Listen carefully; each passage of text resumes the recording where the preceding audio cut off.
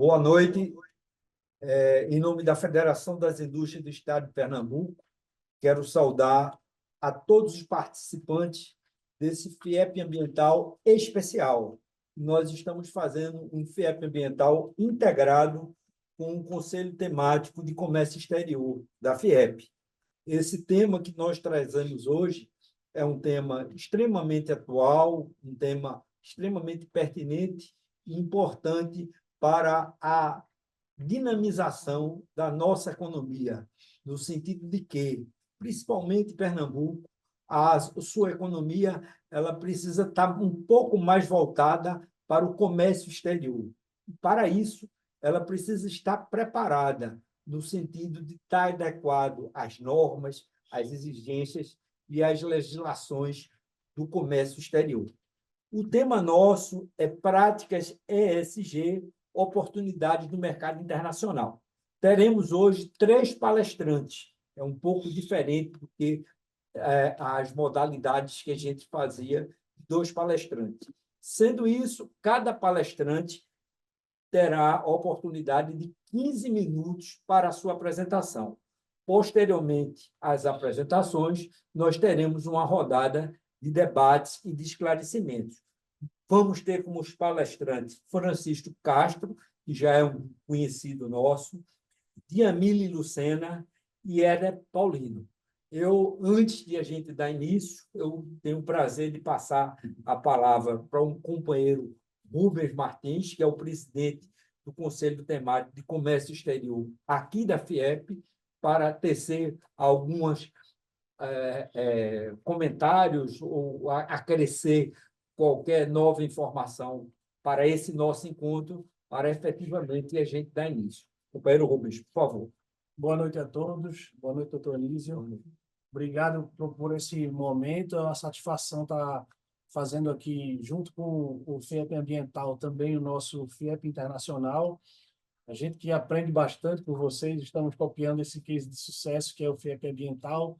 E é bem interessante esse tema, porque hoje em dia as práticas ESG já não são mais uma questão de luxo, não é mais uma questão de status, é uma questão obrigatória. As empresas precisam se adaptar, precisam conhecer, precisam se capacitar para poder, pensando principalmente no mercado exterior, no mercado do comércio exterior, na internacionalização, a preocupação com todas essas certificações e as exigências de cada país, de cada continente em relação às suas empresas e aos seus produtos. Ok. Então, a gente sabe esse tema que a gente discute, ESG, e a gente vê que o grande tema atual são as mudanças climáticas, que, lamentavelmente, nós estamos vivendo e convivendo com seus efeitos negativos, essa nossa necessidade de descarbonização da economia, e esse tema tem tudo a ver com o que será debatido hoje. Vamos iniciar nossa palestra por um amigo nosso, e já participou de outros FIEP ambientais, Francisco Castro, que está em Portugal, não sei se ele está em Lisboa, está 4 horas na nossa frente. Agradeço muito, Francisco, essa sua deferência de poder participar mais uma vez do nosso FIEP ambiental e, principalmente, o seu grau de conhecimento e de atualização com a legislação da União Europeia e também de outros países que efetivamente são importantes para o comércio exterior nacional. Francisco, você terá 15 minutos para a sua apresentação. Obviamente, a gente faz 15 minutos, mas não é um negócio tão rigoroso, mas 15 minutos é para a gente ter uma sinalização. Então, muito obrigado pela sua participação. É com grata satisfação que eu passo a palavra para você, Francisco. Muito boa noite. Conseguem me ouvir bem?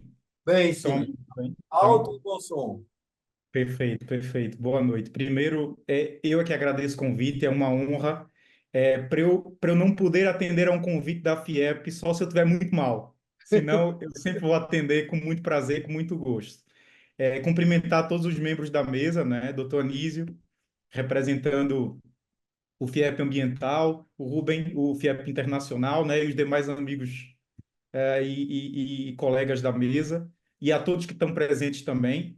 E sem muitas delongas, até porque o tempo é curto e eu tenho muitas informações que eu creio que são interessantes para mostrar.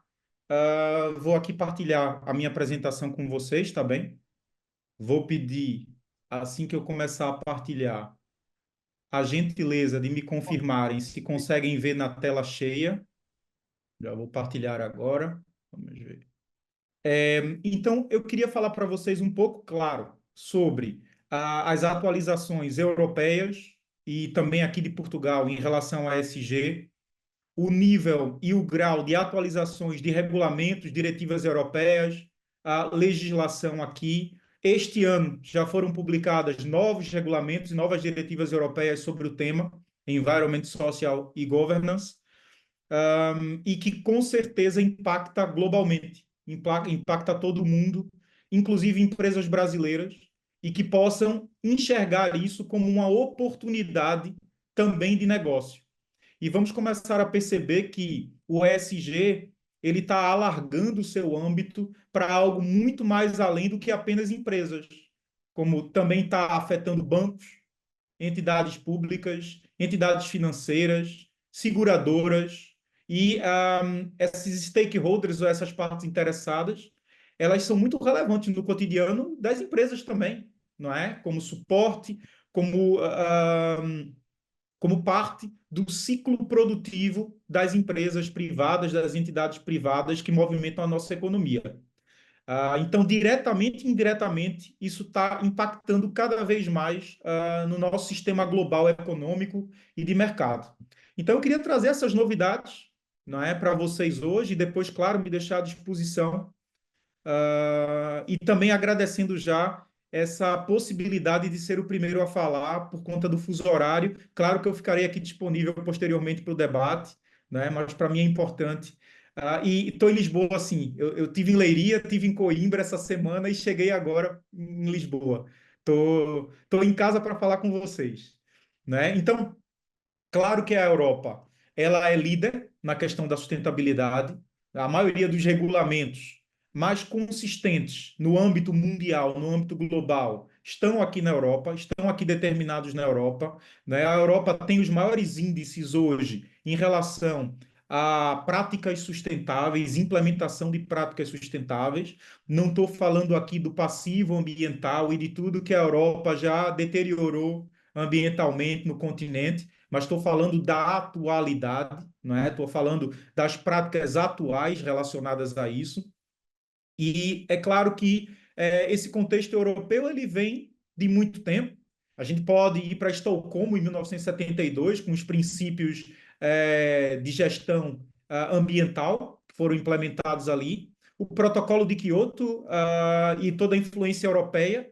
A União Europeia criou uma política de mudanças climáticas a partir do Protocolo de Quioto, mais rigorosa do que o próprio Protocolo de Quioto para os países dentro do contexto da União Europeia. Depois, é claro, esse protocolo de Quioto influenciou a criação do Tratado de Paris, que é o tratado atual de mudanças climáticas, de alterações climáticas, não é? E depois disso, é claro que a Europa não parou por aí. Esse tema do ESG tem aqui por volta de 20, 30 anos, tá? Que está sendo discutido. Tá? Temos aqui, em média, 30 anos, vamos dizer assim, que essas expressões ESG, a expressão ESG e o tema ESG começa a ser discutido nesse âmbito do ESG no mundo inteiro. E a Europa teve sempre na vanguarda disso.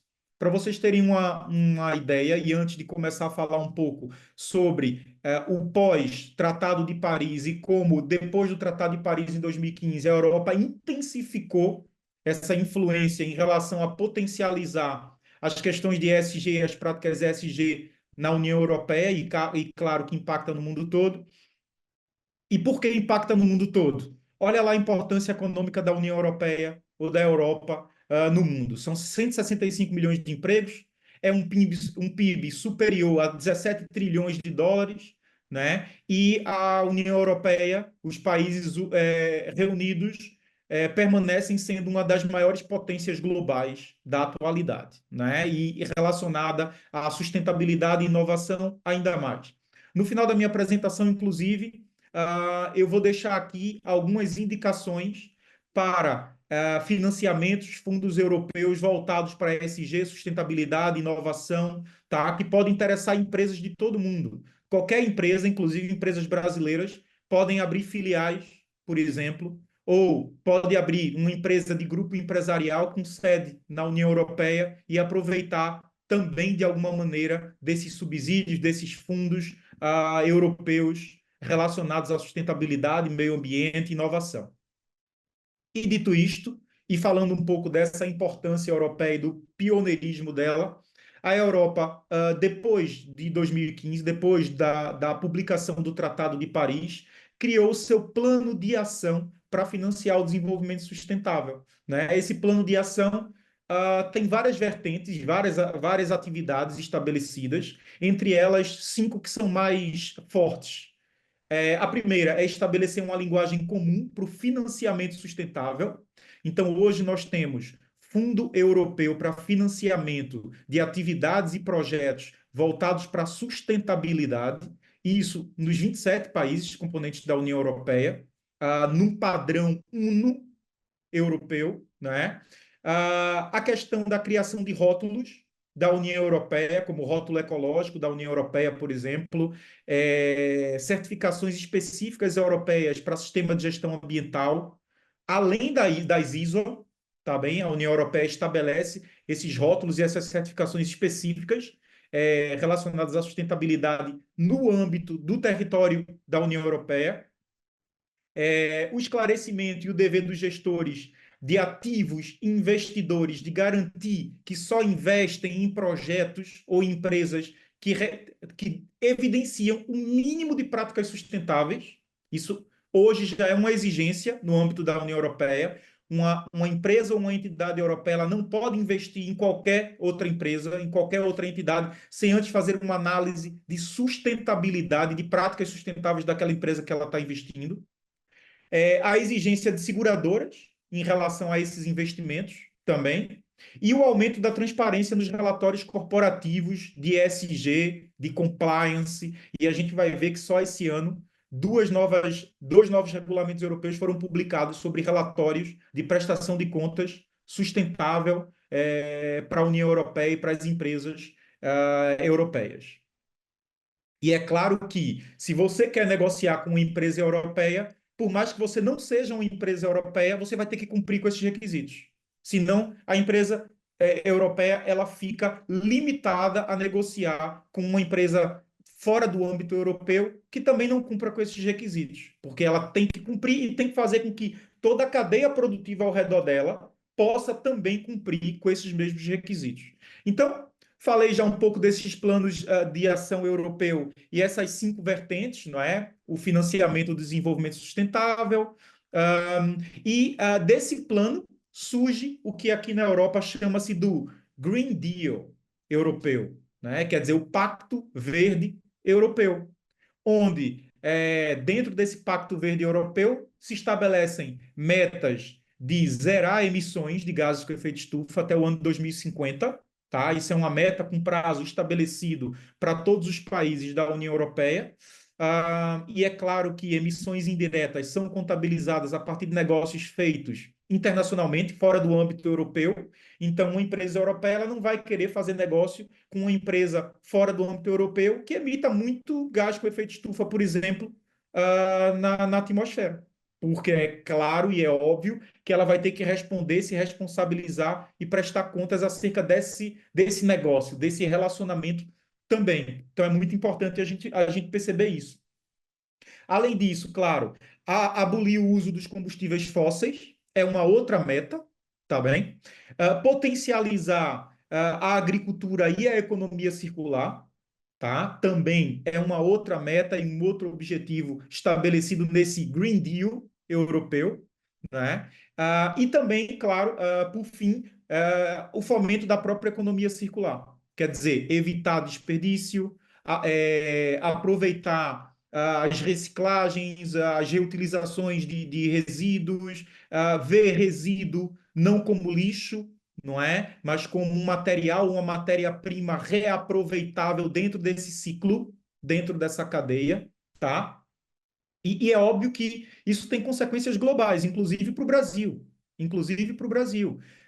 Qualquer empresa hoje brasileira que queira negociar dentro do âmbito europeu vai ter que cumprir minimamente com esses requisitos, porque senão a empresa europeia fica limitada e muitas vezes impedida de ter uma empresa brasileira, por exemplo, como parceira de negócio, se ela não estiver cumprindo com essas políticas, regulamentos e diretivas europeias. Para vocês terem uma ideia, um regulamento ou uma diretiva europeia tem dois tipos de ou impõe dois tipos de obrigatoriedade para os países da União Europeia. Ou fazer uma transposição legal dessa legislação europeia para dentro dos países, onde os países vão absolver isso como uma legislação nacional interna, ou vão impor que os 27 cumpram com base naquele padrão europeu, no chapéu europeu, todos eles cumpram igualmente aquele regulamento, aquela norma ou aquela diretiva, né? Então, a União Europeia é uma entidade supranacional, o que significa dizer é que ela é acima da soberania dos membros, né, que compõem a União Europeia, e por isso, é claro, ela tem o poder de exigir que os seus membros cumpram com esses requisitos obrigatoriamente, tá? Dito isto, é claro que há vários desafios para as empresas que não são da União Europeia possam estar ali se adequando, se adaptando para poder negociar, fazer negócio e etc. Mas, ao mesmo tempo, há uma série de oportunidades. Como disse bem o doutor Anísio no início da apresentação, na introdução do nosso evento de hoje, existem várias oportunidades aqui, porque as empresas que conseguirem se adequar facilmente vão conseguir também produzir negócios junto a essas outras empresas europeias. Inclusive, como eu falei, e no final da apresentação, quero inclusive deixar alguns links de acessos a vocês, com direito a pedir financiamentos, fundos, subsídios com reembolsos de 40%, 60%, às vezes até 70% dos projetos. Projetos que eu estou falando aqui no montante de 8 milhões de euros, tá? 15 milhões de euros. São projetos de grande porte. Quando a gente fala de 8 milhões de euros, a gente está falando de 60 milhões de reais. Tá? São projetos grandes para atividades essencialmente ambientais, implementação de atividades essencialmente ambientais. Então, é óbvio que, dentro desse contexto, para regular isso, existem várias normas. Quais são as normas mais recentes? As novidades. O que é que a gente pode trazer de novidades para vocês, tá? De novidade, primeiro, a gente tem a taxonomia europeia.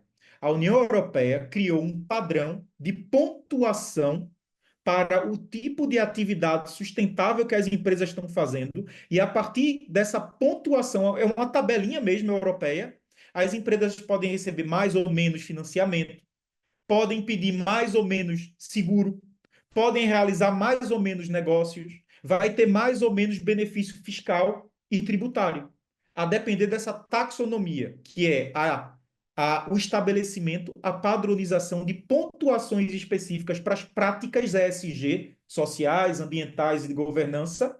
E quanto mais prática tiver, mais ponto ela tem. Quanto mais ponto ela tem, mais ela tem benefícios fiscais, tributários, mais ela pode pedir financiamento, mais ela pode negociar com seguradoras, tá? Mais ela pode fomentar o seu volume de negócio diante de outras empresas e entidades. Então, isso é muito interessante, né? Criar aí essa tabela de pontuação para isso. Além disso, esse ano também foram publicados alguns regulamentos europeus, como o regulamento de divulgação das informações sobre finanças sustentáveis. Aqui na Europa é conhecido como o SFDR, né? E ele exige que os participantes do mercado europeu divulguem a integração de riscos de sustentabilidade em suas decisões de investimento. Olha lá, se eu invisto num projeto e tem risco de sustentabilidade nesse projeto, eu tenho que fazer uma divulgação, uma accountability, uma prestação de contas desses impactos que vão ser causados e até onde isso não vai ferir todo esse contexto legal de regulamento, de diretivas que a gente tem falado aqui, tá? Além disso, uma outra diretiva bem interessante é a relativa aos relatórios de sustentabilidade das empresas, também obrigatório para alguns tipos de empresa, tamanho, escopo de empresa, tá? Essa diretiva relativa aos relatórios de sustentabilidade, que é o CSRD, obriga as empresas a divulgarem as informações detalhadas sobre as suas práticas sustentáveis. Olha, uma obriga elas a fazerem uma declaração, um reporte, um relatório de se suas práticas de investimento e financeiras estão impactando negativamente a sustentabilidade do negócio. E a outra, fazer realmente um relatório anual das suas práticas, boas práticas e boas intenções e resultados das suas práticas ESG durante todo aquele ano. Então, é um relatório periódico, anual, normalmente, não é? E que é imposto para algumas empresas a depender do seu escopo e do seu tamanho. O da taxonomia, que já falamos, e as obrigações verdes, quer dizer, existe hoje uma tabela, isso é tabelado mesmo na União Europeia, práticas sustentáveis, pontuação e benefícios a partir dessas práticas e dessas pontuações de referência, tá? E é claro que isso pode trazer benefícios financeiros para as empresas. E isso muitas vezes é o que mais importa. Eu quero fazer investimento ambiental, mas eu quero ter retorno. Isso precisa ser um investimento para o meu negócio, né? E aí, o que é que tem em comum a Harvard Business, a Yale School, o MIT, não é? O que é que tem em comum? Todas essas entidades que têm credibilidade no mundo inteiro já fizeram estudos comprovados de que empresas que implementaram práticas ESG tiveram um retorno financeiro concreto por causa da implementação das práticas ESG no mundo, não é? Então, todas essas organizações aqui, olha, a Harvard Business Review publicou já um estudo sobre isso. A Yale School of Management, né, de gestão, também já publicou um estudo sobre isso. O MIT, não é, que é o Instituto de Tecnologia de Massachusetts, também já fez um estudo sobre isso. E estamos aqui falando talvez das maiores entidades do mundo hoje que pode fazer pesquisa e dar para a gente algum conteúdo concreto da pesquisa e do estudo que fizeram, né? Então, existem, e aqui em Portugal, agora falando um pouco do mercado português, dentro desse contexto europeu, fundos específicos sobre sustentabilidade. Aqui existe um projeto chamado Portugal 2030, com projetos de subsídio específico para empresas que têm atividades sustentáveis ou que querem implementar práticas sustentáveis, como, por exemplo, redução de emissões de gases de efeito estufa, tá? Troca dos seus combustíveis fósseis por outros combustíveis mais sustentáveis, tá? Isso é algo real. Há subsídios aqui entre 40% e 60% de reembolso com projetos de 1 milhão de euros, de 8 milhões de euros. E você diz assim, Francisco, mas isso é para empresas europeias. Existem projetos aqui de internacionalização com sustentabilidade. Uma empresa brasileira que quer criar uma filial, que quer ter uma empresa do seu grupo no ambiente europeu, pode se beneficiar desses fundos, desses subsídios, desses financiamentos, desses reembolsos, tá? Então, é importante a gente saber que dentro do mercado brasileiro e do contexto brasileiro, primeiro, se nós queremos negociar em algum momento com o mercado europeu, precisamos nos adaptar. Segundo, nós também podemos nos beneficiar disso porque empresas brasileiras podem se instalar no território europeu para também se beneficiar desses subsídios, desses financiamentos e desses projetos e do resultado que esses projetos tragam. Resultados no âmbito da governança, da responsabilidade social, da gestão ambiental e do trinômio do desenvolvimento sustentável, que envolve também a própria economia e a própria vida financeira das empresas que queiram investir. Tá bem? Tenho 15 minutos, né? Já falei demasiadamente, além dos meus 15 minutos, e vou agradecer mais uma vez o convite. E quando o convite for feito, eu estarei sempre aqui presente, tá bem? Então, muito obrigado a todos e passo a palavra novamente para a doutora Anísio. Muito obrigado. Francisco, muito obrigado pela sua apresentação. Você trouxe informações muito atualizadas e é muito importante que tenhamos essas informações no sentido de um planejamento de poder usufruir ou poder utilizar de forma direta ou indireta esses benefícios. Muito obrigado. Peço para você aguardar um pouco, que nós teremos 2 outros palestrantes e, posteriormente, a gente volta aqui para o nosso debate. Então, eu vou ter o prazer, e já agradecendo muito, a Diamile Lucena, muito obrigado pela sua participação, você ter aceito o nosso convite para a participação desse nosso evento, e ter a oportunidade de passar a palavra para você, Diamile. Muito obrigado. Boa noite a todos. Boa noite. Estão me ouvindo? Sim. Sim. Eu gostaria de agradecer aí o convite, né? Uma honra, em nome da Quima, estar aqui nessa discussão. É um debate muito importante, né? E super atual o tema. E aí eu gostaria de estar agradecendo a participação. Vou compartilhar também com vocês a minha apresentação, para a gente poder falar um pouquinho aí sobre as certificações nesse âmbito, né? Então, aí, para começar, né, deixa eu só me apresentar.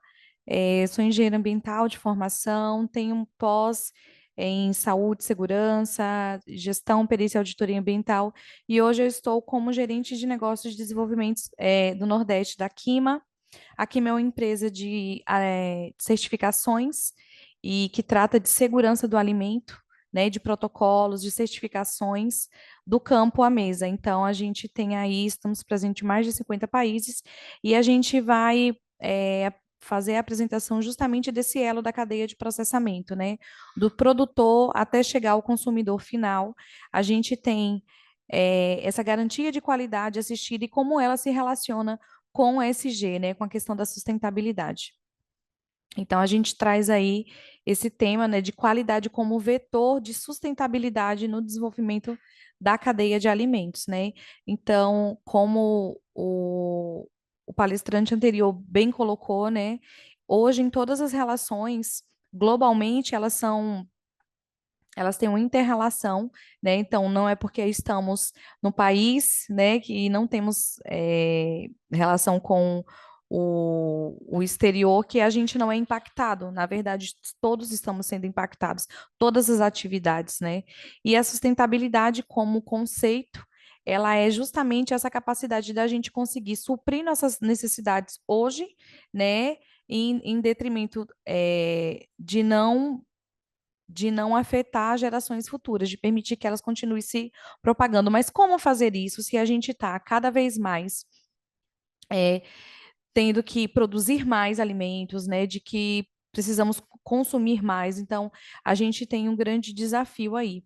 E aí eu trago, né, puxando para a parte de alimentação e a sustentabilidade, os 5 princípios que a FAO, né, traz aí relacionados a alimentos e agricultura. Então, hoje, ela tem como princípio aumentar a produtividade, o emprego e a agregação de valor nos sistemas alimentares, proteger e melhorar os recursos, melhorar os meios de subsistência e promover o crescimento econômico inclusivo, né? Tudo a ver com os princípios de ESG da União Europeia, né? Que ele estava falando aqui anteriormente. Aumentar a resiliência das pessoas, da comunidade, dos ecossistemas e adaptação governamental para o desenvolvimento. E por que falar em sustentabilidade relacionado a alimento, né? A gente tem aí alguns dados de que a ONU, até 2050, a gente vai ter 9,7 bilhões de pessoas. E essas pessoas, elas precisam se alimentar, né? E a gente vai precisar produzir alimento para todo mundo. Então, a gente tem um aumento de demanda de alimentos, necessidade de aumentar a produção, necessidade de mais água, mais terra, mais utilização de recursos. A gente já está passando aí por um desequilíbrio ambiental, por escassez de recursos, pelas mudanças climáticas que nós estamos sendo afetados, né? E esse impacto ele vai diretamente nas pessoas, nas empresas e no governo. Então, o grande desafio hoje que a gente detém é como produzir mais alimentos, né, e ao mesmo tempo ser sustentável. Como é que a gente vai conseguir fazer isso, né?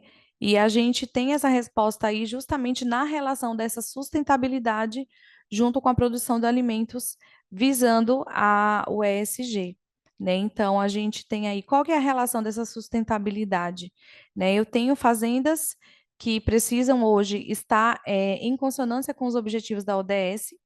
Os objetivos da ODS fazem parte da agenda de 2030 aí, que é uma agenda de cumprimento de requisitos que vão não é somente para uma empresa, é para todos nós, né? Então todo mundo está sendo impactado. E temos a ferramenta de ESG como ferramenta que vai, de fato, tirar do papel essa sustentabilidade, né? Porque a gente fala bastante, mas como fazer, né? Então, na apresentação anterior, a gente teve aí um pouquinho desse como fazer, né? Que são relatórios de sustentabilidade que já estão sendo cobrados, que já estão sendo implementados pelas empresas, né? E a gente tem aí que esses objetivos da ODS, eles vão precisar fazer parte, né, do nosso crescimento e desenvolvimento humano. Então, ele está intrinsecamente ligado. E aí a gente tem alguns requisitos, que é os requisitos do ESG, eu só vou passar, né, para poder as pessoas também se situarem aí do que a gente está falando. Então, a gente tem o E, que é do ambiental, né, com mudanças climáticas, escassez hídrica, emissão de CO2, desmatamento, desastres ambientais. E aí, quando você olha para os relatórios de sustentabilidade que a Europa está exigindo, ela já está exigindo um relatório de emissão de CO2. Ela quer saber como que você está fazendo para reduzir esse CO2, né? E aí a gente vai para a parte de social, a parte de direitos humanos, práticas de trabalho, diversidade e inclusão, remuneração justa, práticas de leis, questões relativas ao consumidor. Então, tudo isso hoje ele já faz parte, já está em prática, né, como exigências de mercado.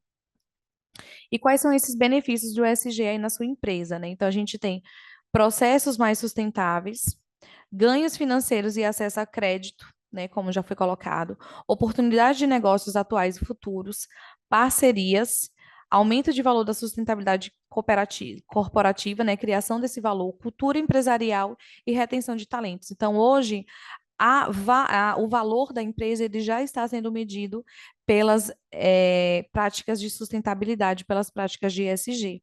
Então, se você não está implementando, se você não está fazendo nada, você não tem valor, né? Você não tem essa valoração pelo mercado. E aí a gente puxando um pouquinho para a parte de certificação agrícola, que é a certificação que a gente trabalha, quando a gente atesta a qualidade dentro de um processo de auditoria, a gente também está atestando a sustentabilidade. Então, aí no cantinho, a gente tem várias marcas, né, que na verdade são selos, são protocolos, que são exigências do mercado, tá? E uma delas a gente tem aí o Global Gap, que eles justamente é uma exigência do mercado europeu. Então, para poder, se você tem produção vegetal, e se você quer fazer essa venda dessa fruta, ou desse vegetal, ou de flor para a Europa, você precisa ter um atestado de que você tem boas práticas agrícolas, que você tem boas inocuidade alimentar. Então, a sustentabilidade ela já está sendo verificada também dentro desse sistema. E o que seria esses requisitos, essas, né? São práticas que vocês devem adotar dentro da tua atividade que denotem que você faz aquilo. E aí vem uma certificadora e faz essa validação através de uma auditoria, de um processo de auditoria e te dá um selo. Então, a relação dessas certificações agrícolas, ela nada mais são hoje do que atestado de que você também está cumprindo isso, né? E com rigor para poder exportar. Então, a gente tem aí, se você quer fair trade, quer economia justa, né? Se você quer denotar esse selo para algum para ter o passaporte, né? Para poder fazer a relação comercial, você teria que ter ele. O HACCP é de boas práticas de higiene do Packing House. Então, a gente tem aí que as certificações, elas são um meio também pelos quais a gente já está fazendo a ESG, tá? Então, a gente fala aqui, né?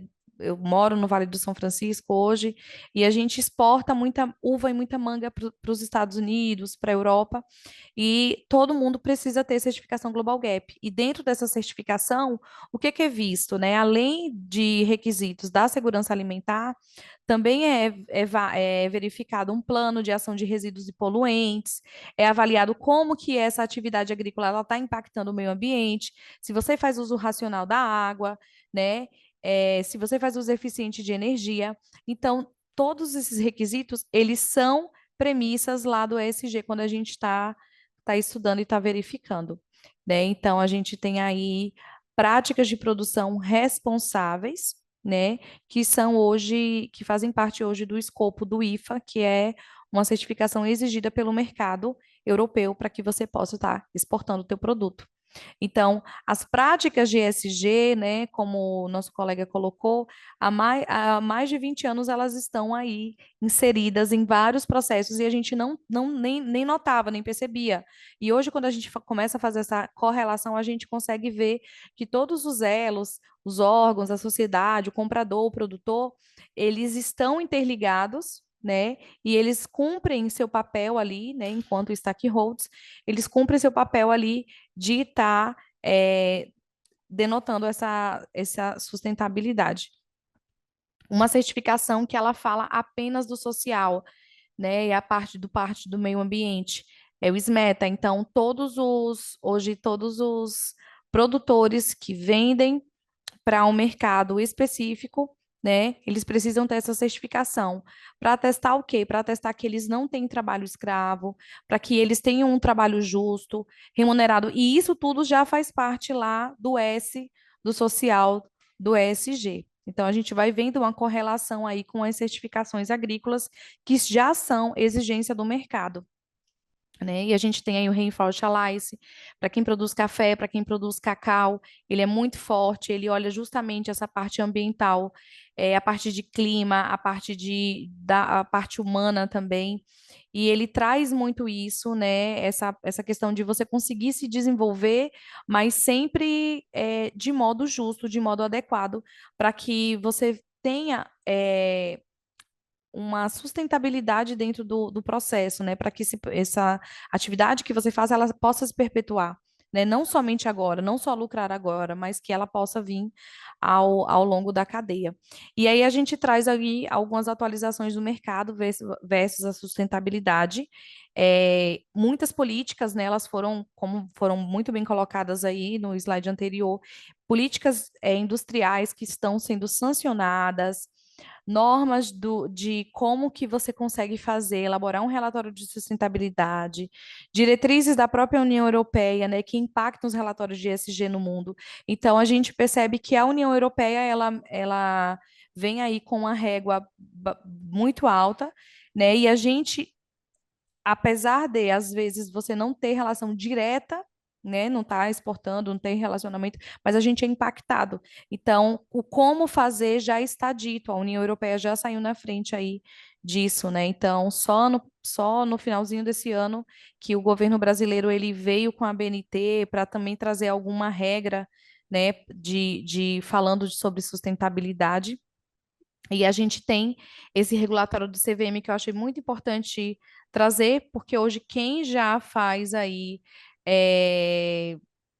quem tem, na verdade, práticas internacionais de empresas com capital aberto, né, ele precisa estar publicando até o exercício de janeiro de 2026, né, ele já precisa fazer aí riscos e oportunidades, né, e divulgar especificamente a sua estratégia, a governança, os riscos relacionados a clima, política, processo, as metas e os KPIs, né? Isso está muito voltado para a parte de sustentabilidade. Então, já é uma realidade que está impactando a gente, né?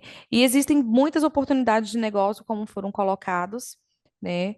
A gente tem aí adequação aos requerimentos e planejamento estratégico para uma produção sustentável para garantir o futuro da empresa.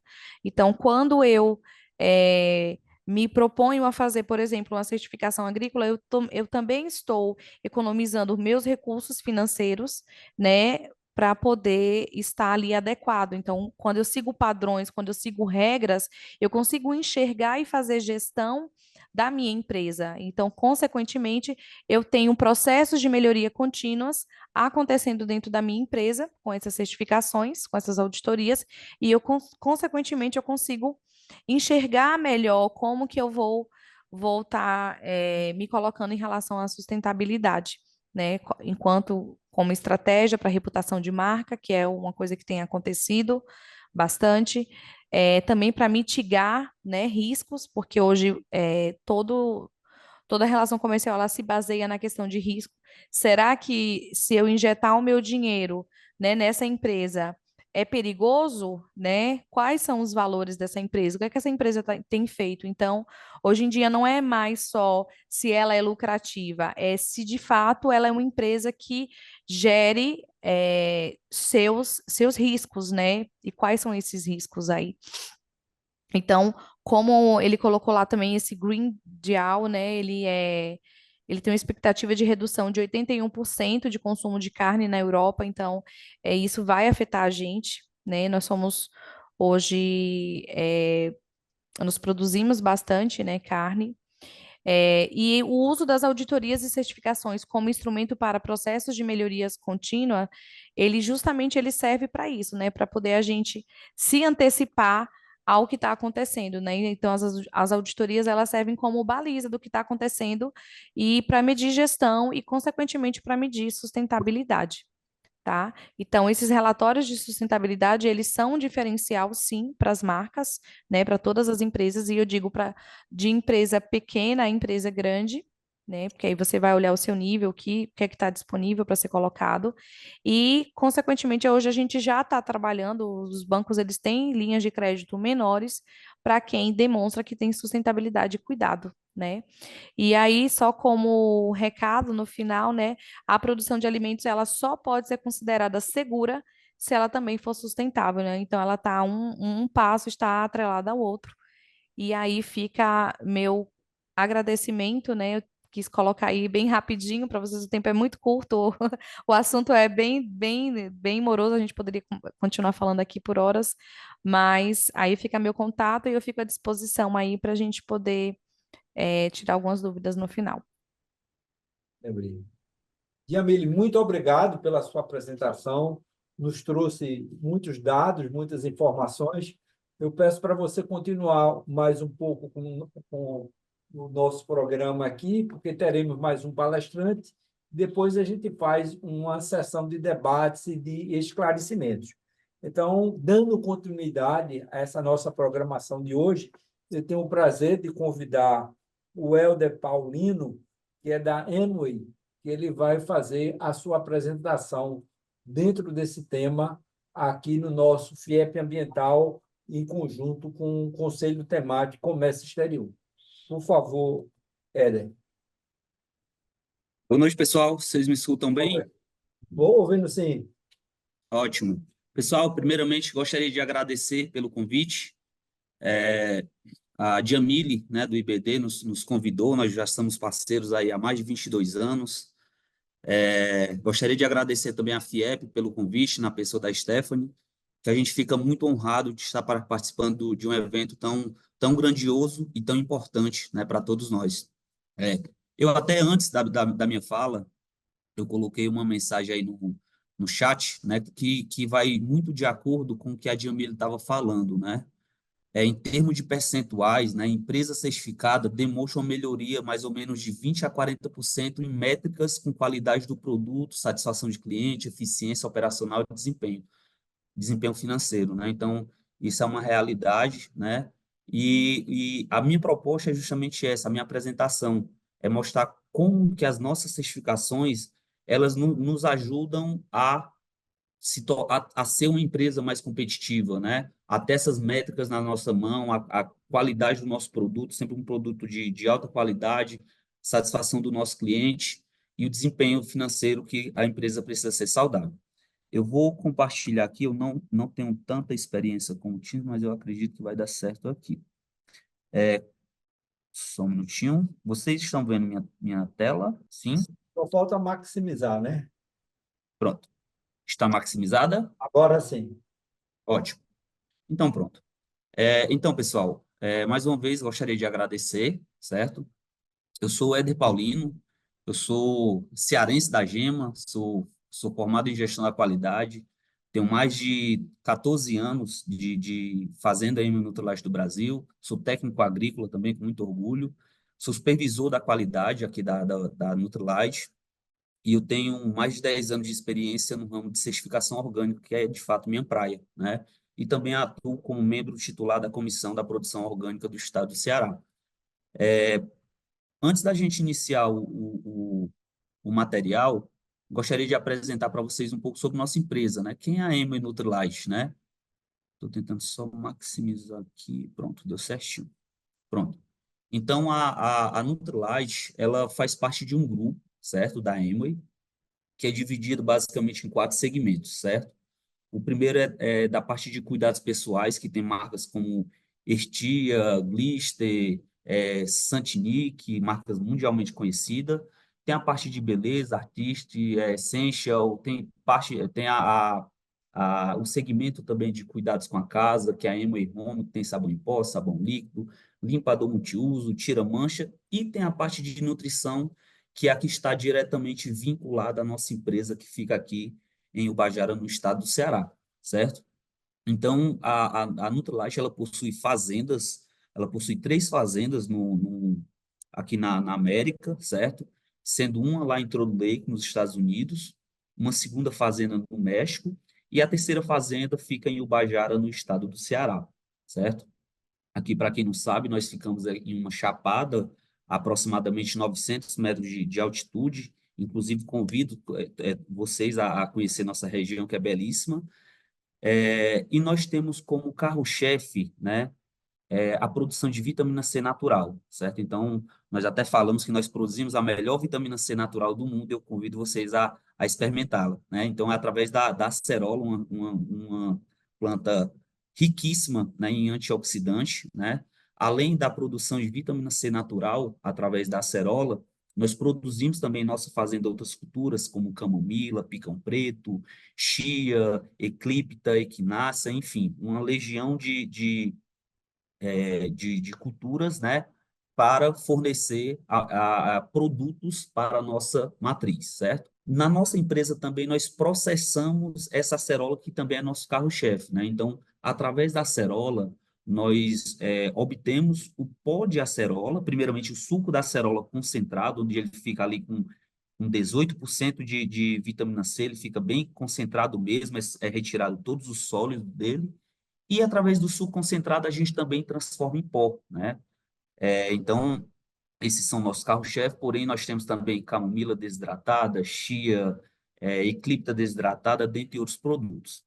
E através dessa matéria-prima produzida aqui em Ubajara, Ceará, que nós ajudamos, que nós fornecemos essa matéria-prima para a nossa matriz, que fica lá nos Estados Unidos, e lá são fabricados cápsulas, né? São fabricados suplementos alimentares naturais para distribuir para o mundo todo. Não sei se vocês sabem, a Nutrilite hoje é a marca número 1 em venda de suplementos alimentares no mundo. Dando continuidade aqui, falando um pouco mais, estreitando um pouco mais o assunto aqui para a nossa empresa, né, que fica localizada em Ubajara, Ceará, nós temos uma marca específica para a venda de terceiros, né? Então, quando o Francisco Castro estava falando sobre as exigências da Europa, que foi ratificada pela Diamile, né? Então, vem muito em encontro com o que a gente vem passando nos últimos tempos, né? Então, a marca Nutribotânica, ela é muito importante para a gente, porque é através dela que a gente consegue se relacionar com clientes terceiros e a gente acaba melhorando e muito nossos processos. Mas como, né? Porque a gente sabe que a cada ano que passa, o mercado, ele de fato, ele fica mais exigente, né? Então, o cliente, ele simplesmente não quer saber se o meu produto é orgânico. Para ele não é mais suficiente, né? Então, ele quer saber se, beleza, teu produto é orgânico, excelente, muito bom. Mas a mão de obra que tu utiliza para você produzir essa tua acerola aí no Ceará, ela é uma mão de obra legalizada? As condições de trabalho que você dá para os seus trabalhadores são condições justas, né?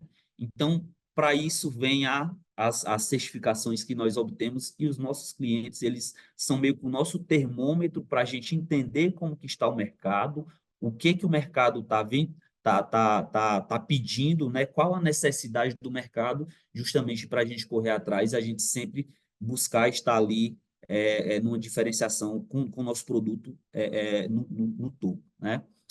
A nossa fazenda aqui é uma fazenda de aproximadamente 1.200 hectares, certo? E ela foi adquirida em 1998, né? Um ponto bem legal é que já em 1999, um ano depois de ter sido comprada a propriedade aqui, os proprietários já sinalizaram, ó, a gente vai produzir, porém, nós queremos oferecer para o nosso cliente um produto mais natural, de uma pegada mais natural. Só que nessa época nós nem sabíamos o que era certificação orgânica, né? Então, beleza, mas como que a gente vai provar isso para o nosso cliente, que o nosso produto não é somente um produto natural, ele tem condições muito importantes que vai muito além do sabor do produto, como questões sociais, questões ambientais, questões que nós tanto colocamos como premissa para a gente produzir o nosso produto, né? Então, foi justamente através das certificações que nós buscamos a partir de então, né? Então, a marca Nutribotânica, como eu falei, ela é específica, né, para a venda de terceiros, né? Então, esse ponto é bem importante. E o nosso principal mercado hoje, inclusive, é a Europa, né? Então, os nossos maiores clientes, né, ficam hoje na Europa. Parte dos nossos produtos também vão para os Estados Unidos, além da nossa matriz, né, que fica nos Estados Unidos. Nós temos também outros clientes terceiros nos Estados Unidos, e também clientes na Ásia, né, principalmente China, e também na Oceania, certo? E, Éder, para que esses produtos são utilizados, né? Para que esse suco de acerola concentrado ele é utilizado? Para que esse pó de acerola ele é utilizado, né? Então, a acerola, nós chamamos ela de superfruta, né? Ela tem mil e uma utilidades, né? Que vai desde a parte de suplementos alimentares, do gênero, enfim, todo o gênero alimentício, bebida, a nutrição de pessoas, saúde, cuidados pessoais, enfim, ela tem uma infinidade de benefícios, certo? Então, aqui falando um pouco mais sobre nossa empresa, né? A nossa missão é fornecer globalmente soluções e ingredientes botânicos para a saúde e bem-estar das pessoas, de forma rastreável, que é o que, de fato, as certificações, elas mais pregam, né? De fato, você precisa rastrear a sua cadeia, desde quando você entrega um produto no seu cliente, até você saber de onde que vem essa fruta, de qual talhão, de qual produtor, de qual variedade, qual foi a semente que foi plantada, quando que foi plantada, né? Então essa cadeia precisa ser de fato bem rastreada, com segurança, consistência, custo competitivo e um produto de alta qualidade. Fazendo aqui mais ou menos uma linha do tempo sobre as nossas certificações, que são essas que estão na barra nessa parte de baixo, né? As três primeiras são as certificações orgânicas, né? Então, no dia 1º de março de 2002, nós obtivemos a nossa primeira certificação da nossa empresa, que foi certificação orgânica, de acordo com o regulamento brasileiro, que é esse primeiro selozinho aqui, que é o chamado selo CISORG, em conformidade com a Lei 10.831, também regulamento europeu e regulamento norte-americano, que é onde fica a nossa matriz, né? Então, lá se vai 22 anos de certificação orgânica. Só que isso nós vimos que não é suficiente, né? Os clientes, eles querem algo a mais de que você simplesmente falar que teu produto é orgânico. Ele quer mais garantia, né? Então, como que a gente poderia, naquele momento, apresentar para o nosso produto e para o nosso cliente falar, ó, o meu produto ele é diferenciado. Então, a gente foi atrás de outras certificações, como kosher, como halal, como FDA. Agora, mais recente, já agora em 2021, a FSSC 22000, né, que é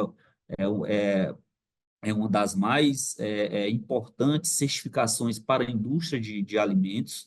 A certificação Comércio Justo, Fair for Life, também que é muito importante, onde ela garante que, de fato, em toda a cadeia, né, e não só a Nutrilite, mas em toda a cadeia, desde aquele trabalhador do meu produtor, que eles têm condições dignas de trabalho, que ele recebe o salário conforme é apropriado sua função, que ele não é exposto a risco, que não existe, que não tem, é inadmissível ter trabalho escravo, trabalho infantil, né? Então, essa certificação ela nos atesta isso e veio justamente através de um cliente, né? Um cliente da Europa fala assim, ó, o teu produto é muito bom, mas eu acho que tu pode ser diferente se tu tiver uma certificação de comércio justo, né? Então, foi daí onde a gente foi atrás. Inclusive, nós fomos a primeira empresa de produção de vitamina C natural, de acerola, a ter o selo, a certificação de comércio justo. E agora, mais recente, já mês passado, para ser mais exato, nós recebemos a certificação de agricultura orgânica regenerativa também, que é motivo de muito orgulho para a gente, né? Então, nós também fomos a primeira empresa no mundo a possuir certificação orgânica regenerativa no nosso segmento, né? Então, ela é nós até falamos que ela é uma orgânica plus, né? Ela é uma orgânica que tem ainda mais requisitos, que visa muito ali a saúde do solo, o bem-estar das pessoas, o bem-estar animal, né? Então, é uma certificação que, é, que nos completa, né? Que vem muito de acordo com o que a gente prega no dia a dia, né? E como eu falei, é, algo em torno de 20 a 40% das métricas, né? E métricas, né? No caso, são referentes a essa melhoria quando você tem certificação orgânica, né? Que diz respeito à parte de qualidade de produto, satisfação de cliente, e isso que a gente sempre está buscando essas certificações para que a gente possa apresentar o nosso produto da melhor forma possível para o cliente ter uma experiência, né, melhor possível com o nosso produto. E aí, ligando um pouco mais aí com o tema, né, mas beleza, mas o que as certificações ela tem em comum, né? Todas essas certificações ela te dá um reconhecimento e um destaque no mercado, né? Ela é uma certificação que ela vai te agregar ainda mais valor ao seu produto ou ao seu serviço, não apenas porque ela vai otimizar os seus processos, mas também porque ela vai fortalecer a sua marca e ela vai fortalecer também o teu vínculo com o teu cliente, né? Também é a parte do engajamento dos colaboradores, né? Porque são estabelecidos objetivos, são estabelecidos metas, são mensurados resultados, são mensurados dados, né? E o colaborador, ele se sente parte, né? Ele se sente parte do negócio, ele se sente dono do processo, né? Então, causa um engajamento gigantesco nas empresas, né? Outro também, sem dúvida nenhuma, muito importante, inclusive, que muitas pessoas pensam que a certificação ela é um custo, e muito pelo contrário, ela te faz reduzir custo, né? É um investimento, né? Onde a certificação não é simplesmente aquele selozinho bonitinho que você vê lá, né? Ela está atestando que determinado produto, determinado serviço, ele atende aquele padrão de qualidade, né? E elas também podem otimizar os processos internos, reduzir custo operacional, enfim. Outro também é o compromisso com o atendimento a requisitos dos clientes, né? Nós somos prova viva disso. Certificação FSSC 22000, certificação de comércio justo Fair for Life, certificação ROC, né? Foram certificações que ela não veio da nossa matriz, né? A nossa matriz falou, Nutrilite Brasil, busca essa certificação. Foi justamente o cliente falou, teu produto ele é bom, mas eu acredito que o mercado está pedindo uma coisa a mais. O que é essa coisa a mais? Não, é uma certificação onde tu ateste que toda a tua cadeia atende determinado padrão? É isso mesmo, beleza. Então, vamos atrás, né? Então, funciona mais ou menos dessa maneira. E ela também, a gente atendendo os requisitos da certificação, automaticamente esses requisitos eles estão muito ligado e muito alinhado, né, com os Objetivos do Desenvolvimento Sustentável, ODS, né? Então, tem até algumas informações aqui, através dessas nossas certificações, nós temos métricas, temos informações que nos ajudam a alcançar, né, estar um passo à frente para alcançar aí o ODS, perdão, como por exemplo, 99% dos resíduos gerados na nossa empresa, eles são utilizados, são reutilizados, e apenas 1%, né, desse resíduo ele passa por um tratamento térmico através de coprocessamento ou incineração, né? 100% da água consumida, da nossa água consumida é regularizada, 100% da água reutilizada, 100% da água reutilizada é usada no jardim, né? 100% da nossa energia também, que nós utilizamos em nossa empresa, nossa fazenda, nossa fábrica, ela vem de fontes alternativas, né? Zero resíduos para aterro, nós somos uma empresa zero resíduos, né? Recentemente, ano passado, nós fomos reconhecidos pela Fazenda Globo, pela revista Globo Rural, como a fazenda mais sustentável do Brasil. Nós também, através de treinamentos e palestras, nós transferimos esses conhecimentos não só para os nossos colaboradores, mas para a comunidade também, né? Nós tivemos também um reconhecimento agora recente, em primeiro lugar, com o desempenho ambiental da FIEC, né? Então, assim, tudo isso ela está totalmente ligado aos requisitos de certificação orgânica, porque acaba que uma coisa puxa a outra, né? Ah, Éder, mas que legal. E o que mais vocês estão fazendo aí? Como que está o andamento dessa pegada de ESG, da Nutrilite, da EMA? Então, os nossos planos para a sustentabilidade operacional é a redução de carbono, né? Então, a ideia é reduzir, né, as emissões de gases de efeito estufa, né, em geral, minimizar a intensidade de recursos, melhorar a eficiência, mudar para a energia renovável, reduzir o uso de água por meio de eficiência em todas as operações, fazenda, na fábrica, nos nossos produtores de acerola também, minimizar a geração de resíduos, garantir que esses resíduos sólidos, resíduos líquidos, eles sejam desviados de aterros, né, sanitários de forma responsável, né? Então, até pegando o gancho do que o Francisco falou, né? Agora, em 2025, nós temos previsão para ser aplicado o CSRD, né? Que é justamente o relatório de sustentabilidade europeu, e em um prazo a médio a longo, a gente também vai estar aplicando aí o GRI em nossas práticas, né? Então, é basicamente isso que eu gostaria de apresentar para vocês. Mais uma vez, agradeço demais aí a oportunidade, né? E eu fico à disposição aí para esclarecimentos. Éder, muito obrigado pela sua apresentação. Você trouxe informações muito interessantes do potencial que o Nordeste tem e como esse potencial pode ser utilizado da melhor forma possível, com tecnologia, com informação e com agregação de valor, que é o mais importante que a gente precisa verificar no Brasil, na nossa pauta de exportação, é agregar valor aos nossos produtos. E vocês tem esse exemplo aí, que realmente é muito interessante, porque o nosso potencial é muito grande nessa área. E esse exemplo de vocês é para ser seguido e acompanhado. Eu vou ter o prazer agora de passar a palavra aqui para o companheiro Rubem Martins, que é o presidente do Conselho Temático de Comércio Exterior, que ele vai fazer algumas considerações e já começar a fazer alguma pergunta. Por favor, companheiro. Doutor Anísio, eu fiquei muito satisfeito com as apresentações, que foi interessante que, se você parar para pensar, nós fechamos o ciclo completo, né? O Francisco, ele falou muito das oportunidades de negócio, da importância do ESG e da comprovação de retorno no investimento que a empresa faz no ESG. Já a Diamile, ela ratificou a importância do ESG e das ODS, e, inclusive, a importância das certificações para as empresas para entrar no mercado exterior.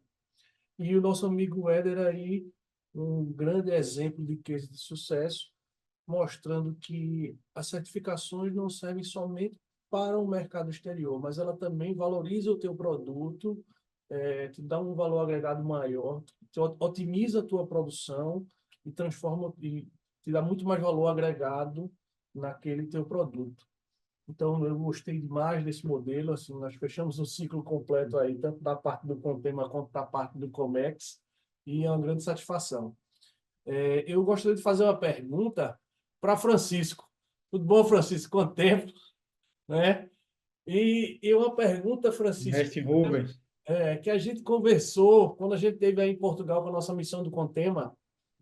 Eu lembro que a gente estava batendo um papo num deslocamento que a gente estava fazendo a respeito de taxação de produtos você tinha que comprovar que o seu produto ele emitia menos carbono e, dependendo de quanto você comprovasse, o seu produto ia ficar menos competitivo. Isso já existe hoje uma sobretaxação de produtos com alta carga, alta emissão de carbono, é isso? Sim, perfeito, perfeito, Rubens. Sim, como nós já havíamos conversado naquela época, isso vai ser cada vez mais comum e cada vez mais rigoroso, né? Aqueles produtos que não conseguirem comprovar dentro dessa cadeia legal, normativa, de que cumprem com os requisitos de sustentabilidade do próprio produto, sustentabilidade no âmbito do meio ambiente, mas também no âmbito empresarial, econômico, social, respeito à sociedade, etc., cada vez ele vai se tornar menos viável dentro do mercado europeu. E uma das formas que a União Europeia tem como ferramenta para tentar inviabilizar ou limitar esse produto, que não é um produto que eles veem com bons olhos, é aumentar, claro, taxação, imposto, tributação a esses produtos específicos, até um momento no qual eles vão, de fato, eliminar a real possibilidade do produto ser comercializado, né? Eu acho que é uma escada evolutiva que está acontecendo e o último ato, quando acontecer, é mesmo dizer, olha, esse produto já não entra mais aqui e já não pode mais ser comercializado dessa maneira como ele está, né? Como nós estamos falando de mercado, capitalismo, de acordos históricos, não tem como a União Europeia de um dia para o outro dizer assim, olha, esse produto já não entra mais aqui hoje, mas tem como ela começar devagar a alterar a questão de taxação, imposto, fiscalidade para aquele produto, até o momento de conseguir, de fato, inviabilizar ele por completo, que eu acho que é o grande objetivo disso no final das contas. Muito bom, Francisco. Eu vou aproveitar e fazer uma pergunta para a Diamile, e ela milita muito nessa área de engenharia ambiental, e a gente vê o potencial que o Nordeste tem, principalmente o nosso bioma Caatinga. A gente vê muito falando no Fundo Amazonas. O Fundo Amazonas consegue captar recursos externos no sentido de pesquisa, de desenvolvimento, de aproveitamento efetivamente de produtos naturais que possam se tornar um fármaco, que possa se tornar um produto de uma utilização mais nobre.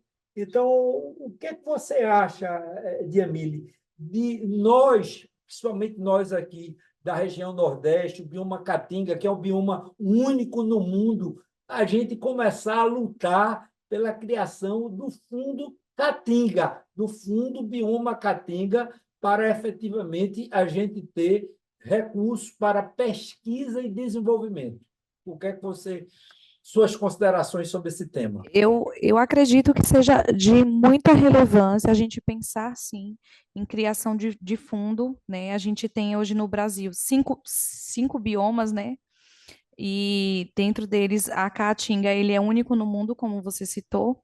E hoje, a gente existe aqui muito, a gente está aqui dentro do Vale do São Francisco, né? A gente vê várias áreas sendo exploradas, às vezes de modo inadequado, né? E a gente precisa começar a pensar nisso. Como é que a gente vai fazer a manutenção, essa sustentabilidade, né? A longo prazo. Como é que a gente vai fazer com que os produtores eles se desenvolvam, eles aumentem suas áreas de produção, mas que mesmo assim a gente não degrade esse bioma que é único, né? Então, eu acho que já passou da hora, na verdade, da gente ter um fundo, da gente estar olhando para esse bioma. E hoje a gente não tem, vocês falando de carbono, como que a gente vai fazer para olhar para carbono na Caatinga, né? Que ali ele passa uma estação com as folhas caducas, né? Perdem suas folhas e tudo mais. Como é que a gente vai mensurar isso, né? Então, não tá hoje ainda muito claro como é que a gente vai fazer isso do bioma da Caatinga para o bioma da Mata Atlântica, e eu acho que a gente precisa começar a pensar nisso como um todo, né? Como um conjunto de ações ali holísticas para poder a gente realmente pensar em desenvolvimento para o Nordeste, potencializá-lo, mas não degradando o nosso único bioma, né? O Conselho Temático de Meio Ambiente, temos a oportunidade de estar junto aqui com dois conselheiros, o Emerson o companheiro Samuel e o nosso companheiro Emerson vai fazer uma indagação. Por favor, Emerson. Minha pergunta vai para a Éder. Primeiramente, agradecer a todos, foi muito bom a apresentação. Um grande abraço, meu amigo Francisco. Parabéns, Jamile. E, Éder, a pergunta é, além da acerola, tá? Que aprendeu muito e viu que ela é bem explorada e a gente é uma referência aqui no Nordeste, você tem alguma outra fruta que pode também ter essa mesma potencial E agregar valor. de agregar valor? Ótima pergunta. Então, a gente acaba falando tanto da acerola, eu até costumo brincar que a acerola é uma fruta muito democrática, né? Ela é uma das poucas culturas que ela consegue gerar riqueza ali na mão de várias pessoas, porque é uma fruta que ela precisa ser trabalhada ainda muito manual, então precisa de pessoas para colher, precisa de pessoas para, enfim, para todas as etapas da cadeia. Sim, né, respondendo a pergunta, sim, né, inclusive aqui na região, nós temos outras culturas que elas estão sendo plantadas em larga escala. Ultimamente, aqui na nossa região aqui da Ibiapaba, o próprio abacate, né, está sendo plantado em larga escala e, inclusive, já estão sendo exportados, né? Então, aqui na nossa região também, cajucultura, muito forte. A acerola, ela acaba sendo o carro-chefe, né?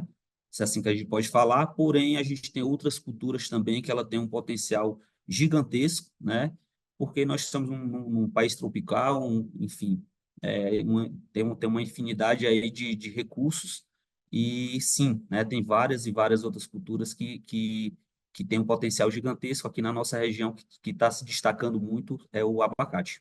Só complementando aí a fala do Éder, a gente tem recebido, como a gente está no meio, né? A gente está entre os produtores, entre os distribuidores, entre as indústrias, a gente tem recebido muitas demandas, tá? De fornecedor, para ser fornecedor, né? De açaí, gengibre, de limão Tahiti, de pitaia, mel e do avocado, que é da variedade rasa. A gente tem recebido bastante demanda sobre isso, mas falta produtores, né? A gente ainda está assim engateando nessas produções, né? Mas tem uma demanda crescente.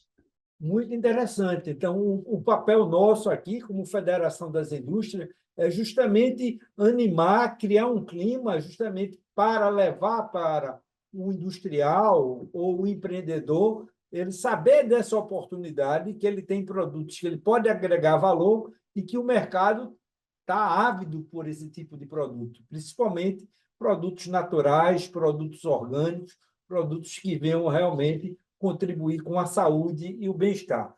Eu tenho uma pergunta aqui do nosso público ouvinte, é uma pergunta para Francisco. Ele faz o seguinte: Francisco, boa noite. De qual forma um profissional brasileiro pode prestar serviço na área ambiental ou ESG na Europa? Quer ser um concorrente? Perfeito, maravilha.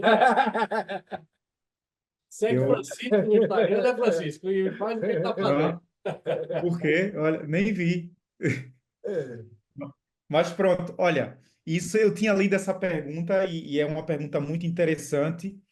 E aqui há várias abordagens, de competência a comportamento, tá? Eu creio que uma pessoa, um empresário, um empreendedor que decide levar o seu negócio, o seu trabalho, a sua atividade para fora do seu país de origem, a primeira questão é, ele tem que entender que o país onde ele está levando aquele negócio, aquela atividade, tem uma outra cultura, tem outros costumes, e que nós que estamos nos propondo a isso, precisamos nos adaptar a esse país e não tentar forçar com que aquela sociedade aceite os meus costumes. Isso é uma coisa comportamental.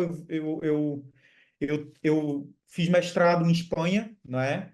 Morei na Espanha 3 anos, depois vim para Portugal. Já estou em Portugal há 9 anos, não é? Claro que eu vou ao Brasil 3, 4 vezes ao ano por questões de consultoria, auditoria, treinamentos e etc.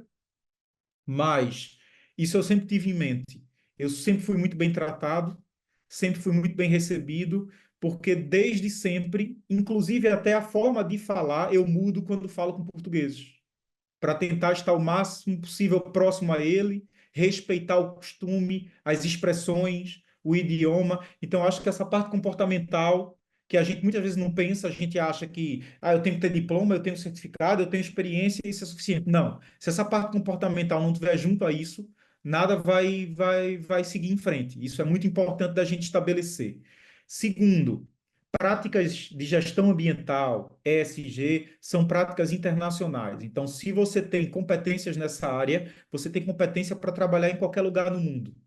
Claro que você tem que sempre buscar cumprimento legal, de legislação, daquela região onde você está também buscando se adaptar. A minha jornada é longa. O que eu costumo dizer? Ninguém saia do país para investir em outro país achando que de um ano para o outro você vai estar obtendo lucro, vai estar ganhando muito dinheiro, vai estar estável. Não. Planeje-se, tenha um gap financeiro ou um fundo guardado para necessidades nesse momento, invista, persista, que aí você consegue. Eu tenho certeza que você vai conseguir, mas planejamento, comportamento, competência, tudo isso é algo que tem que estar na mesa muito antes de você pensar em aventurar-se. Mas vou dizer uma coisa a vocês. O meu, a minha experiência particular hoje e a Covid, olha lá, tiveram vários riscos, várias ameaças, várias tristezas que nos trouxe, mas também trouxe oportunidades. A aceitação da relação virtual, da relação digital é muito maior atualmente. Isso me faz com que eu trabalhe para o Brasil online, quando eu vou para o Brasil eu trabalho para a Europa e para a África online, estou sempre trabalhando também para Moçambique, Angola, Cabo Verde, para os países africanos de língua portuguesa online. Então, também, olha, ter o conhecimento da tecnologia, ter boas parcerias, isso tudo, olha, é uma composição de elementos. E todos esses elementos que eu falei são muito importantes para poder se avançar profissionalmente ou empresarialmente em outro país, tá bem?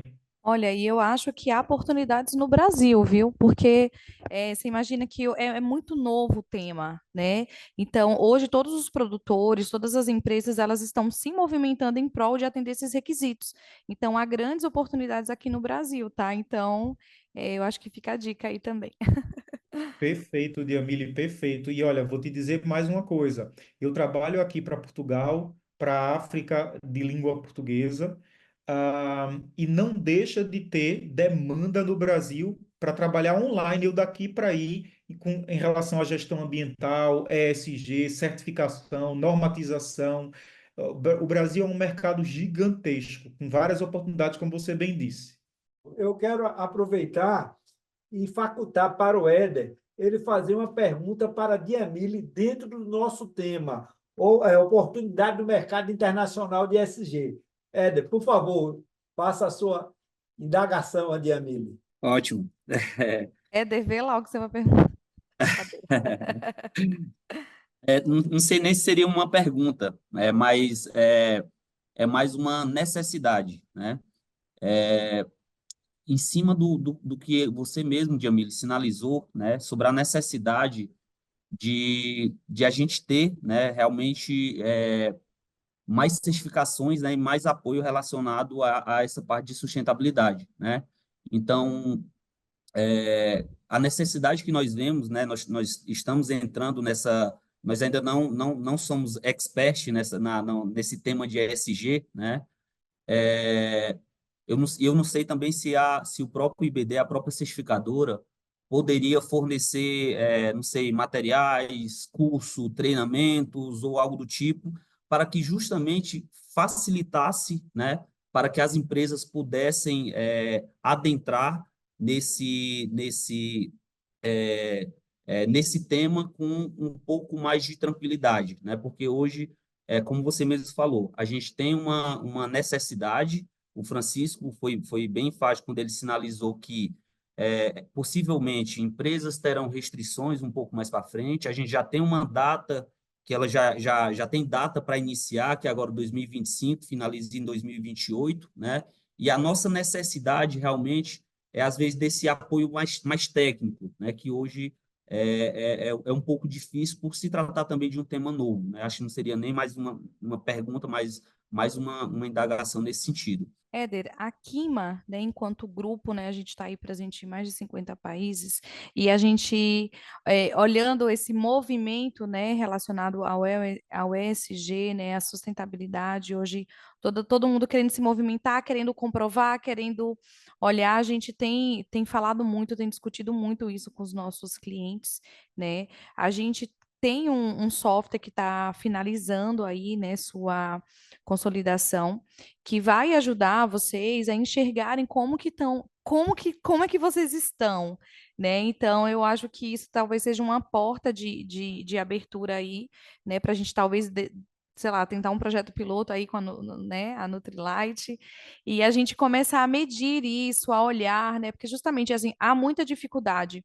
né? Em como que eu vou começar, né? Em relação a isso, né? A parte dos KPIs, né, e tudo mais. Então, assim, a gente está desenvolvendo isso e eu acho que a gente consegue colocar aí, a gente está finalizando, né, tem fase de teste, mas já está todo praticamente montado e eu acho que isso vai ajudar bastante, né, eu acho que é a nossa forma de apoiar, né, todos os nossos clientes. Já nos coloca à disposição, viu, para o teste. Francisco, você agora vai ter a oportunidade de fazer uma indagação para o Éder. Você aí de Lisboa pode indagar o Éder. Português do Brasil. Perfeito, perfeito. Caríssimo, Éder, tudo bom, meu amigo? Na verdade, a minha indagação é nesse âmbito aqui da Europa que a gente está falando, e se você tem em mente, para vocês, para o escopo de atividade de vocês, para o tipo de produto que vocês têm, hoje, dentro de todas essas regulamentações, essas exigências aqui em nível europeu, qual seria a que propõe maior desafio para vocês? Assim, cumprir, em estar adequado para poder o produto entrar e circular e ser vendido aqui no mercado europeu. O que é que você acha que é aquele regulamento, aquela legislação, aquela exigência hoje que tem proposto o maior desafio para vocês? Tendo em vista que você mesmo falou que recentemente vocês começaram aí a estabelecer os relatórios de prestação de conta de sustentabilidade, né, da organização. Perfeito, Francisco. Francisco, se você me permite, eu queria até aproveitar, certamente a gente tem aqui vários e vários produtores orgânicos, eu gostaria até de abranger a sua pergunta para outras esferas, que também ela acaba estando ligada também com ESG. A nossa dificuldade, quando eu falo nossa, eu não estou falando somente da Nutrilite, né? Até porque a Nutrilite ela tem uma produção primária própria, mas ela também compra de pequenos produtores, e ultimamente, eu acho que o que eu posso falar, que isso é uma dor que não só nós da Nutrilite, do grupo de produtores Nutrilite, mas todos os produtores em si estão sentindo meio que na pele. A maior dificuldade não é mais relacionada à parte de regulamentação orgânica, né? Nós tivemos agora recente uma alteração da legislação, né? Na verdade, não está tão recente, mas ano passado, todos os projetos, obrigatoriamente, eles precisam atender, projetos de grupo de produtores, na verdade, precisam atender um certo requisito para ele continuar no formato de grupo de produtores. Para ser um pouco mais específico para as pessoas que não têm tanta afinidade com o tema, tem alguns pequenos produtores que eles não têm o recurso para custear sua própria certificação, então junto vários e vários produtores para baratear essa certificação, né? E ultimamente, e agora recente, teve uma atualização que limitou bastante esses produtores, né? Então, sempre quando fala regulamento europeu e o que de fato está mais difícil para a gente no dia a dia, a gente sempre vai lembrar desses novos requisitos para o regulamento europeu, que limita tanto a quantidade diária quanto a quantidade de faturamento de um produto orgânico, né? Então, eu não estou falando nem como Éder da Nutrilite, eu estou falando como Éder, produtor orgânico, que está passando por essa situação na atualidade. Perfeito, obrigadíssimo. Nós já estamos chegando no ensejo do nosso encontro. O encontro realmente trouxe muitas informações, realmente veio atender todas as nossas expectativas. E nós temos como regra uma duração máxima de 1 hora e 30 minutos. E sempre a gente gosta de cumprir.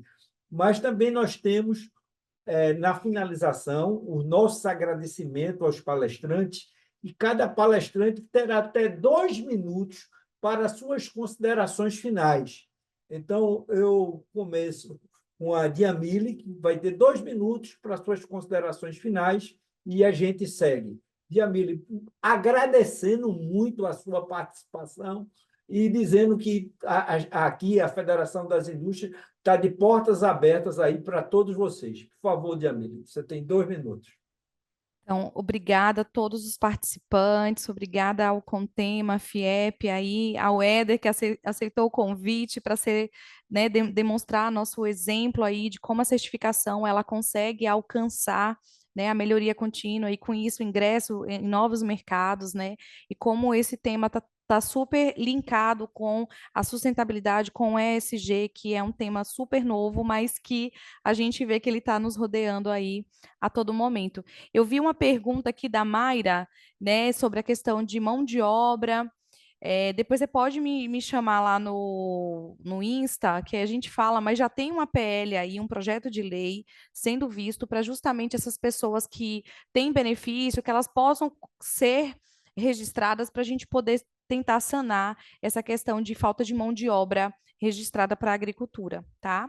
E também falando de certificação, a certificação de orgânico e também de Global Gap, ela consegue atender sem ter mão de obra registrada, tá? Mas aí tem um limite lá de hectares e tudo mais, então é possível sim, tá? Então fica aí meu muito obrigada, né, pela participação e fico à disposição aí a todos vocês. Obrigado, Diamile. Então, vou ter o prazer de passar 2 minutos para o nosso amigo Francisco Castro, que está sempre presente aqui, sempre marcando com a sua inteligência, com o seu conhecimento. Muito obrigado, Francisco. Você tem 2 minutos para suas considerações finais. Eu que agradeço muito o convite, agradeço a partilha dos meus colegas, Diamile e Éder, essa troca de conhecimento, de experiência, né, aos membros da mesa também. Estou sempre à disposição dos senhores e deixar aqui mesmo essa mensagem, que é uma mensagem de desafio, como nós falamos, mas é uma mensagem de recompensa também. Hoje, aqui na Europa, ESG, gestão ambiental, cumprimento de requisitos ambientais, não é mais o luxo, como bem disse o Rubem, é um requisito. Ou você tem, ou você não participa do mercado. Assim como você tem uma certidão, um alvará para trabalhar na sua atividade, você ou cumpre com esses requisitos, ou você não consegue mais trabalhar, mais desempenhar a sua atividade, ou criar parcerias sustentáveis, obter financiamentos, etc. Então, é um desafio por parte da implementação, mas, ao mesmo tempo, podem haver várias recompensas positivas nesse investimento no meio ambiente. Não só no meio ambiente, mas no respeito à sociedade, já que estamos falando aqui de direitos humanos, né? Estamos falando de ESG, e na governança, quando se trata de integridade empresarial, transparência empresarial, gestão estratégica da empresa, combate à corrupção e a práticas lesivas à integridade e à transparência empresarial, né? Então, abracem esse desafio, porque lá na frente, quem abraça normalmente é recompensado, tá? Mais uma vez, muito obrigado a todos. Francisco, agora é a sua vez, você tem 2 minutos aí para suas palavras finais. Então, as minhas palavras é gratidão pelo convite, né? Parabenizar aí toda a equipe do Sistema FIEP pela organização do evento. Precisamos ter mais eventos desse tipo, isso é uma necessidade nossa, certo? Precisamos divulgar mais eventos desse tipo. Até passar para vocês um dado só na cadeia da acerola a gente envolve mais de 10 mil pessoas, né? Então, um tema desse é muito relevante, porque a gente está impactando a vida de 10 mil pessoas, né? De quantas e quantas famílias que dependem de um negócio desse, né? Então, o tema é relevante, o mundo todo está falando de ESG, a Europa já está num nível bem mais elevado, mas nós sabemos que mais cedo ou mais tarde as empresas elas vão ser mais cobradas